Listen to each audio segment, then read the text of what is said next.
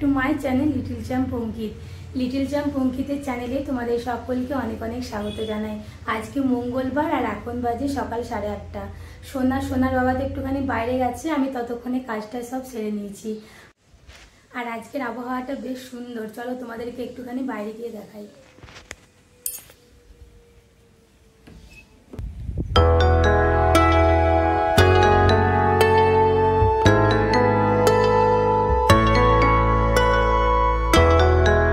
সকাল থেকে সমস্ত কাজ তো করে নিয়েছি, এখন শুধুমাত্র পড়ে রয়েছে কাপড় ধোয়া।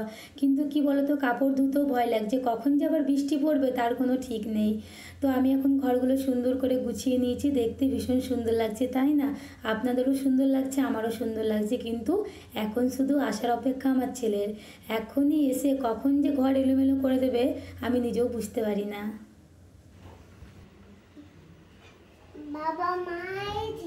ছেলে আর বাবা দুজনে মিলে সবে বাজার থেকে ফিরেছে। দেখি এবারে কি কি এনেছে। আর ছেলের বায়না মতো কিছু তো একটা এনে দিই, কেননা প্রতিদিন সকালে গেলে ছেলের বায়না হয় আইসক্রিম নয়, ফুটি নয়, মাজা কিছু একটা আসবেই। ওটার জন্যে বাজারে যায়, কেননা মাম্মার কাছে গেলে সবসময় তো আর মাম্মা নিয়ে গেলে সবসময় তো আর সব কিছু জিনিস পায় না, কিন্তু বাবার সাথে গেলে যেটা বায়না করে সেটাই পেয়ে যায়। তো ওর বাবা এখানে ব্রেড আর তোমার মিল্ক এনেছে, যেটা আমি সকালে খাই। আর ছেলের জন্য মাজা, নিজের জন্য একটুখানি দই নিয়ে এসেছে, কেননা সকালেই বলছিল আজকে যে অনেকদিন দই চিড়া খায়নি, তো নিজের ইচ্ছা মতো দই এনেছে চিড়া দিয়ে খেয়ে যাওয়ার জন্য। আর ছেলেকে এখানে আমি একটুখানি ব্রাশ করে নিচ্ছি, আর সাথে আমিও একটুখানি ব্রাশ করে নিচ্ছি। আমি এই সময়টা একটুখানি ছাদেই কাটাতে বেশি ভালো লাগে আমার, কেননা চারিদিকের এই পরিবেশ দেখে এই সময়টা আমি একটুখানি পাই। তারপরে তো আবার সব কাজ আছে, স্নান আছে, সব কিছু আছে, তো এই সময়টা আমি একটুখানি এখানেই ব্রাশটা করে নিই, আমার বেশ ভালো লাগে। আর দেখো, তোমরা একটা জিনিস মনে করো তো, বিয়ের আগে এরকম মেঘলা মেঘলা ওয়েদার দেখলে তোমাদের কত কিছু মনে হতো, কত রোমান্টিক কিছু মনে হতো। কিন্তু এখন শুধু এটাই মনে হয় কখন ছেলেকে খাওয়াবো, কখন বৃষ্টিতে কাজ হবে, কখন এই মেঘলা মেঘলা ওয়েদারে বৃষ্টি পড়লে কাপড় শুকোবে কি না শুকোবে, কি কাপড় কাচবো, কি করব, এইভাবেই সারাদিনটা পেরিয়ে যায়। আর তোমরা কি ভাবছো এই মেঘলা ওয়েদারে তোমাদের দাদা রোমান্টিক হয়ে গেছে? না না, তাই না। কি বলো তো, মুখ ধুয়ে এসে আমার টি শার্টে মুছবে মুখটা, আর আমি যেহেতু ভিডিও করছি সেটাও দেখেনি, তাইও মুখ লুকাচ্ছিল। আর এখানে সামান্য বৃষ্টি দেখে ছেলের সাথে আমি মজা করে নেওয়ার চেষ্টা করছিলাম, কেননা ছেলে তার বাইরে খেলতে যায় না, প্রায় অর্ধেক সময়টাই আমার সাথে থাকে। আর ওর বাবা তো সেই বিকেলে আসে, আর বাইরে তো সেরকম কারোর সাথে খেলতে যায় না, একটুখানি বিকেলে বের হয়। তাই আমি চেষ্টা করি ছেলের বেশিরভাগ সময়টাই আমি খেলার সাথী হয়ে যাই। আমি যথাসম্ভব চেষ্টা করি যে ছেলেকে নিয়ে সব সময় যাতে আমি থাকতে পারি, খেলতে পারি, কেননা ছেলের তাতে একা ফিল হবে না। আর এখানে যে সবজিগুলো নিয়ে এসেছিলো সেগুলো এখানে ঢেলে নিচ্ছি, না হলে তো আবার সময় পাবো না। এদিক ওদিক করতে গিয়ে দেখবো ক্যারি ব্যাগের মধ্যে সবজি ভরাই রয়েছে। পড়ে যাবে কি করে বাবা?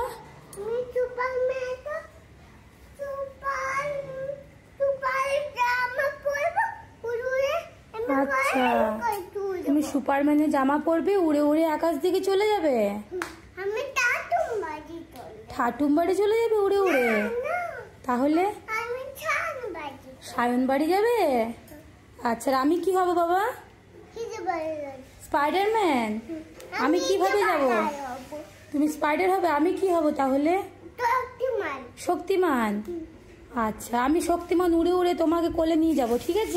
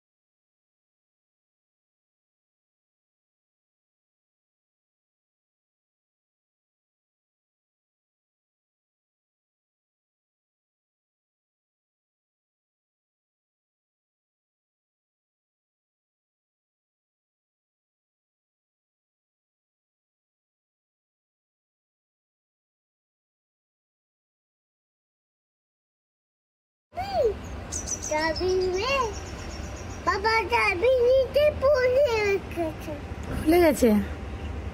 বাবাকে বাই বলে দাও তো বেটা। কথাই আছে রাখি হরিতে মারে কে। তাই সকালবেলা রেখেছিলাম চিড়া খাওয়ার জন্য, তোমার দাদা তো খেয়ে গেল, আর আমি রেখেছিলাম খাওয়ার জন্য, কিন্তু হাতে লেগে সেটাও আর পড়ে গেল। তো চলো এবার আমাকে ব্রেড আর দুধই খেতে হবে। তো তোমাদের তো দাদার খাওয়া হয়ে গেল, সোনারও খাওয়া হয়ে গেল, আরও এখানে খেলা করছে দেখো। আর আমিও খেয়ে নিই, কেন আমিও সকাল থেকে কিছু খাইনি। হ্যাঁ বাবা বলো। টাকা নিতে পারছো না? কেমন করে বাবা? এরকম করে ঢাকাটা নাও, নাও, নিতে কেন পারছো না? নাও, এই তো পারছো, নাও, হয়েছে। তো ছেলের খাওয়া তো হয়ে গেল, আমি এবারে খাবো। তাই ভাবছিলাম যে কি খাবো। তো সকালে যেহেতু গেছিলো দুধ আনতে, তখন একটা ব্রেড এনেছিল, সে ব্রেডটা একটুখানি সেঁকে নেবো আর একটুখানি দুধ দিয়ে খাবো। এই যে আমার আজকের খাবার। আর তোমার দাদা কালকে রাত্রে দুধ এনেছিল, দুধটা দেখেছো ফেটে গেছে। আর এখানে দুধ এক্ষুনি সকালে আনলো, যেহেতু রাত্রে দুধ এনেছিল, দুধটা ফেটে গেছে, চা হবে না। তো ওইটা একটুখানি গরম করে নিলাম, তাহলে ছানা হয়ে যাবে। আর চলো আমি খাবারটা খেয়ে নিই। তো খাবার খেতে তো বসে গেলাম। দুধ পাউরুটি নিয়েছি আর একটা কলা নিয়েছি। তো এগুলোই খেয়ে নিই, তারপরে তখন একটুখানি পরে আবার খাবার করব। আর ছেলে যেহেতু দুষ্টুমি করে, মনে হয় যে এটা করবো সেটা করবো, কিন্তু করতে আর ভালো লাগে না।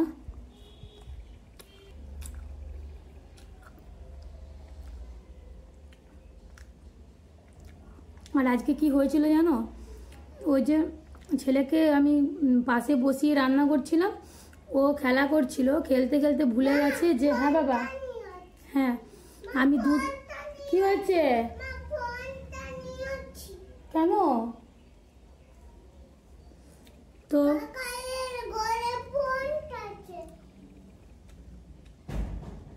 দুষ্টুমি করো না। তো কি হয়েছে তোমার, ছেলে যেহেতু পাশে আমি রান্না করছিলাম, ও পাশে বসে খেলছিল, তো ভুলে গেছিলো সামনে গরম আছে, আর হাত দিতে গেছে, ব্যাস ছ্যাঁকা লেগে গেছে। কি কান্না সকালে।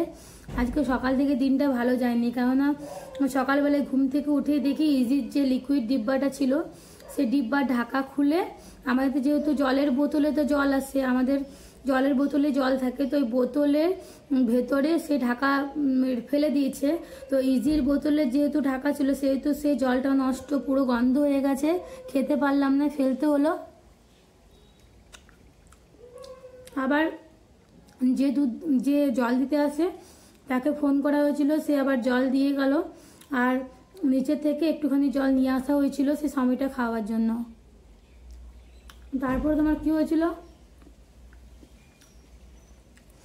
ওই তো আবার বসালাম খেলতে, একটুখানি যে বসে বসে খেলুক, আবার তো ছ্যাঁকা লাগালো। এখন সারাটা দিন কীভাবে যে যায় আমি ওইটাই চিন্তা করছি। তারা যেহেতু সকালবেলায় জল নষ্ট করেছে, সেহেতু দুটো বোতলের জল এক্ষুনি দিয়ে গেল।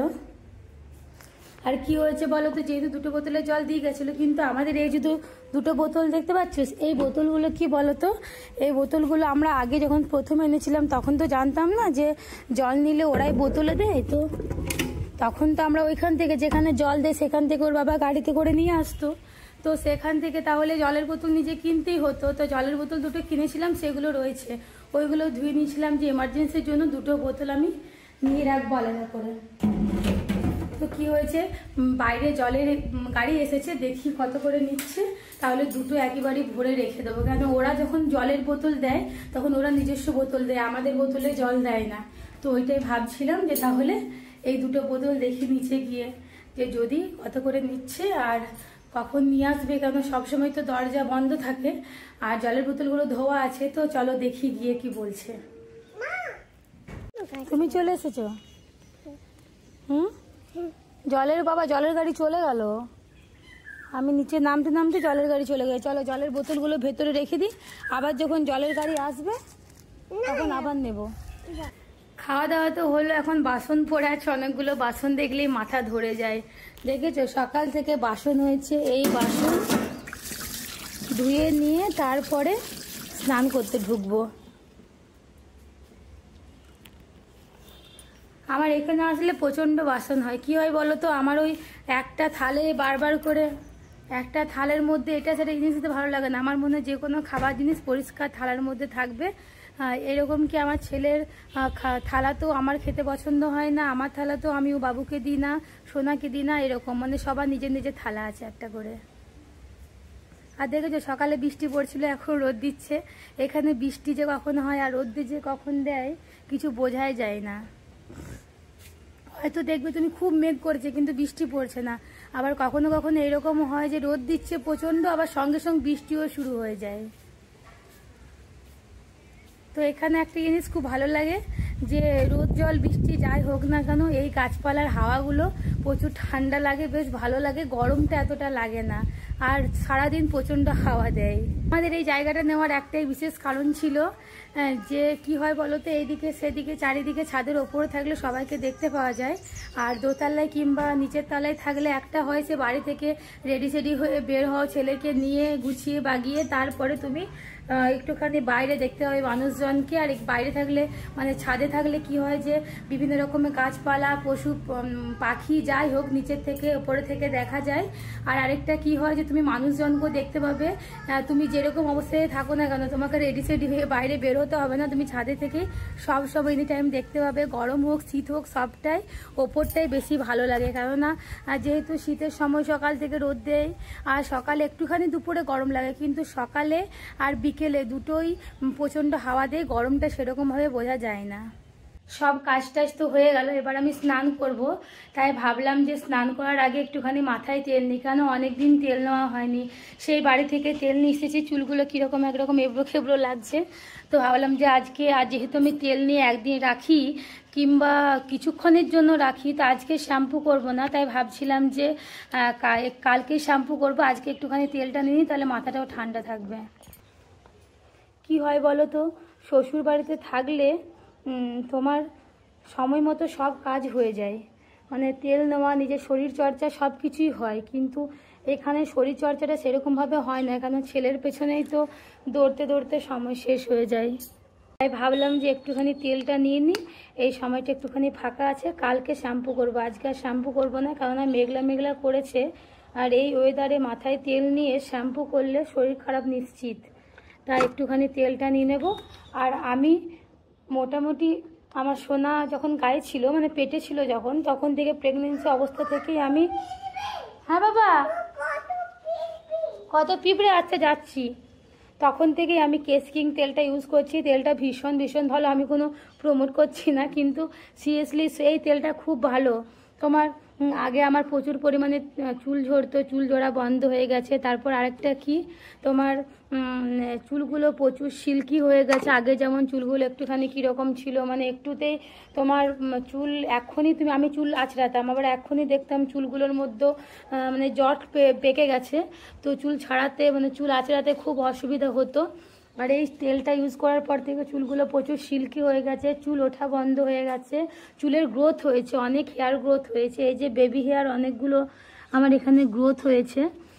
তো তখন থেকেই মানে আমি প্রথম থেকেই তো যখন সোনা আমার পেটে ছিল তখন আমার চুল পুরো এতটা চলে গেছিলো, তোমাদেরকে একদিন দাঁড়াও পুরনো ফটোগুলো দেখাবো।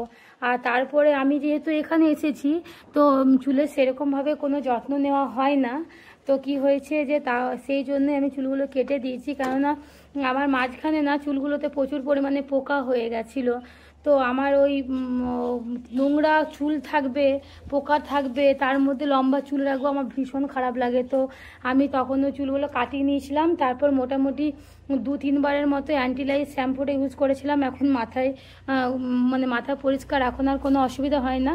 আর চুল ছোট থাকলে যেহেতু আমি যত্ন নিতে পারি না, যারা যত্ন নিতে পারো তাদের প্রচণ্ড ভালো চুল রাখা, লম্বা চুল ভালো, লম্বা চুল রাখতে ভালো লাগে, কিন্তু যারা যত্ন নিতে পারে না তাদের আমি মনে করি তারা ছোটো চুলেই বেস্ট, মানে সব থেকে ভালো থাকবে। তাদের যত্ন মানে যখন মন হবে তখন চুল আঁচড়িয়ে নেবে, একটুখানি তাড়াতাড়ির মধ্যে শ্যাম্পু হয়ে যাবে, চুলে সেরকমভাবে যত্ন সেরকমভাবে না নিলেও চলবে, যেরকম লম্বা চুলে একটা যত্ন নিতে হয়।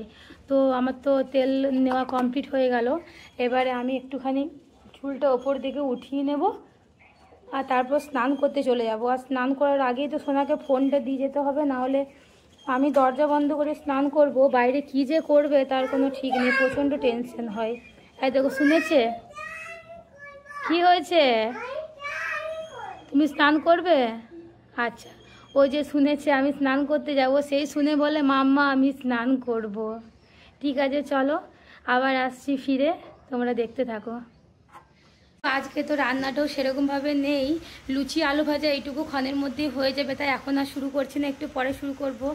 এখন আর কি করব কিছু খুঁজে পাচ্ছি না, ভাবছি একটুখানি ফোনটাই দেখি, কেননা ফোন দেখার সময়টা অনেকটাই কমে গেছে। কাজ করতে করতে, ব্লগ এডিট করতে, ব্লগ বানাতে, এগুলো করতে প্রচণ্ড চাপ হয়ে যায়, এখন আর ফোন দেখা সেরকমভাবে সময় পাই না। তো একটু যেহেতু সময় পেয়েছি নিশ্চয়ই। কী হয়েছে? তো নিশ্চয়ই তাহলে একটুখানি ফোনটা দেখি, তারপরে একটুখানির জন্য রান্না করব। তারপর আমার এখন আর সেরকম কিছু কাজ নেই, আছে ওই বেলা একটুখানি বাজার যাব। তোমাদের দাদা কি হয়েছে বলো তো, সে রাত্রে আসে, কি হয়েছে শেষ বাড়ির জিনিস জিজ্ঞাসা করে, দু একটা জিনিস বলা হয়, দু একটা জিনিস ভুলে যায়। যেহেতু ক্যানিংয়ে আসার পর তো আমাদের সেরকম জিনিস আনা হয়নি, সাংসারিক যেগুলো দরকার লাগে, নুন তেল হলুদ, তো একটু একটু যেটা ছিল সেটাই কাজে মানে কাজ হয়ে যাচ্ছে। আর যেগুলো শেষ সেগুলো একটা করে বলা হচ্ছে, হয়তো কিছু জিনিস আমি বলছি, কিছু জিনিস হয়তো আবার ভুলেও যাচ্ছি, তারপরে যখন সময়ে পাচ্ছে না, তো ভাবছিলাম আজকে সেগুলো সব ভালোভাবে দেখে নিয়ে লিখে নিয়ে আজকে যাব সেই জিনিসগুলো বাজার থেকে আনতে। তো চলো আজকের মতো ব্লগটা এখানে শেষ করলাম। যদি ভালো লাগে প্লিজ লাইক কমেন্ট শেয়ার করে দিও। ফিরে আসছি আবার একটা নতুন ব্লগ নিয়ে, ততক্ষণের জন্য সবাইকে টাটা, বাই বাই। তোমরা সবাই ভালো থেকো, সুস্থ থেকো।